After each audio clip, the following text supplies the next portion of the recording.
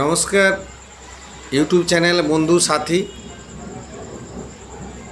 সবাইকে যথাযোগ্য সম্মান শ্রদ্ধা কৃতজ্ঞতা জানিয়ে একটা চ্যানেলে এসে যেটা বলতে চাই, আগামী দিন অর্থাৎ কাল 25শে বৈশাখ প্রত্যেক বাংলার তথা বাঙালির একটা পবিত্র দিন, একটা গৌরবান্বিত দিন।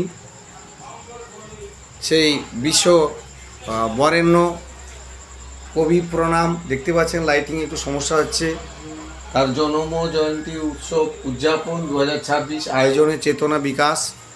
এই যে চেতনা বিকাশ দেখতে পাচ্ছেন, তো এটা গত বছর থেকে আমরা আমাদের অনেক মাস্টারমশাই মিলে প্রোগ্রামটা শুরু করেছিলাম।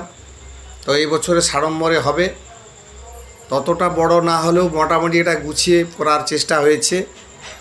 তো আমার ইউটিউব লাইভে বন্ধু সাথীদের বলবো, অন্তত এই চেতনা বিকাশ যে গ্রুপ আছে, এই গ্রুপে যারা রয়েছেন অবশ্যই তাদের সবারে করি আহ্বান।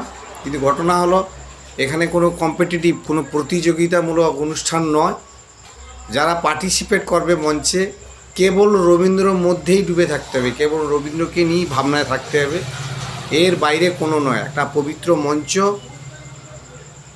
একটা সংস্কৃত মঞ্চ, এই মঞ্চ কেবল রবীন্দ্রকে নিয়ে ভাবনা।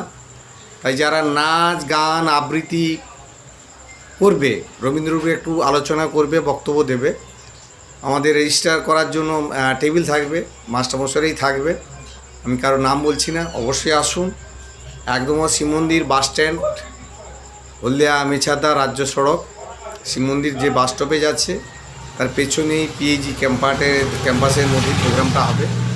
তাই আমার ইউটিউব চ্যানেল বন্ধুদের মধ্য দিয়ে বলতে চাই, আপনারা পারস্পরিক যোগাযোগ করে আসুন। এই সুন্দর মহতি যে অনুষ্ঠান পবিত্র মঞ্চে অনুষ্ঠিত হবে, আসুন। আপনাদের পরিবারের ছোট কিশোরদেরকে নিয়ে ভালো সুন্দর হবে, গুছিয়ে অনুষ্ঠানটা হবে। ঠিক বিকাল 3টায় শুরু করব, আমরা চেষ্টা করব 8:30 পর্যন্ত প্রোগ্রাম করা।